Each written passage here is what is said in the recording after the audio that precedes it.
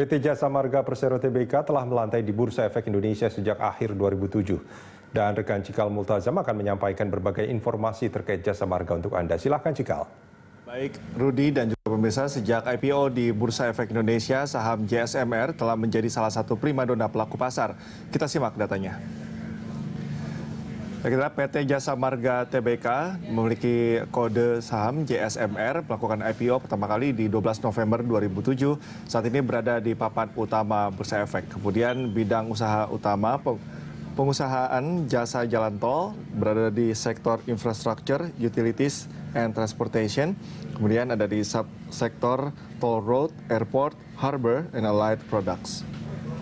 Kita pemegang saham JSMR sebanyak 70% atau sebesar 5,08 miliar dimiliki oleh negara Republik Indonesia dan sebanyak 30% atau sebesar 2,18 miliar dimiliki oleh masyarakat. Kita lihat harga saham JSMR dimulai pada awal Januari, ini berada di 500-175 dan sempat turun cukup signifikan di akhir Maret, di mana memasuki pandemi COVID-19 berada di 2.340 dan seterusnya pada awal April, Mei, Juni ini terus merangkak naik mulai dari 3.300, 3.800 dan 4.130 dan saat ini pada menjelang akhir Juni, tepatnya di 22 Juni berada di 4.200. Demikian informasi yang dapat saya sampaikan, kita kembalikan ke Rudi Andano.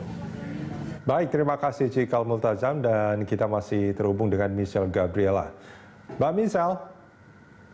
Iya. Ini kalau kita melihat kinerja saham JSMR, memang nampaknya setelah Maret itu dia terus menanjak, tapi belum sampai ke harga awalnya. Nah, ini potensi untuk sampai ke harga awal itu kira-kira membutuhkan waktu berapa lama?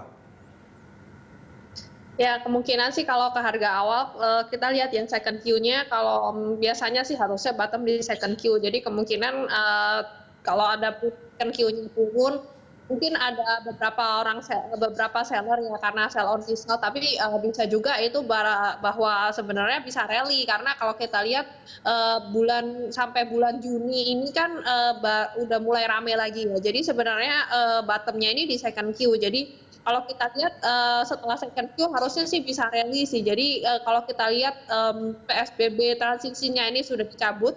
Jadi mulai bisa new normal lagi dan semuanya sudah bisa buka lagi dan normal work from office lagi. Sebenarnya sih untuk Jasa Marga oke sih sebenarnya. Jadi harapan kita sih PSBB transisinya sudah dibuka sehingga itu bisa menaikkan lagi harga Jasa Marganya. Karena kalau kita lihat sekarang valuasi kalau annualize ya dari first Q itu sekitar 13 kali.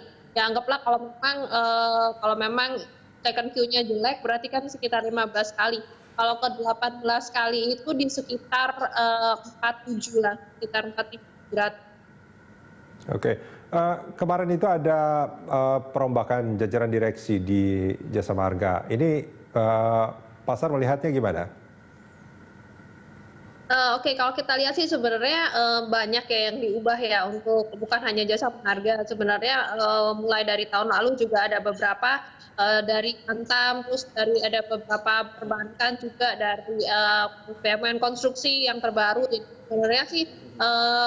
sebenarnya sih untuk Jasa Marga sendiri masih bisa tetap as usual sih seperti halnya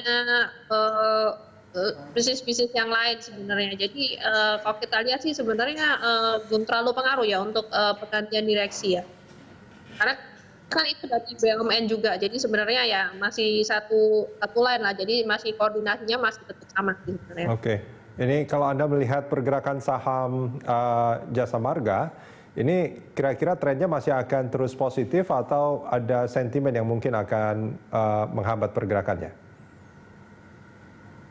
Nah, kemungkinan sentimen yang ada, kemungkinan riset laporan second Q ya. Mungkin kalau worse than expected mungkin bisa turun. Tapi itu hanya sementara sih sebenarnya karena kalau kita lihat kan itu memang ke bottom period. Dan justru kemungkinan kita takutnya setelah result ada mungkin 1 hari 2 hari turun, habis itu dia naik, dia bisa rebound lagi. Ini sebenarnya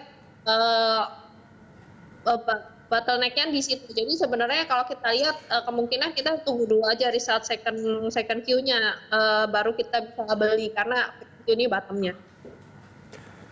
Baik, Mbak Misal, terima kasih banyak sudah bergabung bersama kami di Corporate Action pemirsa.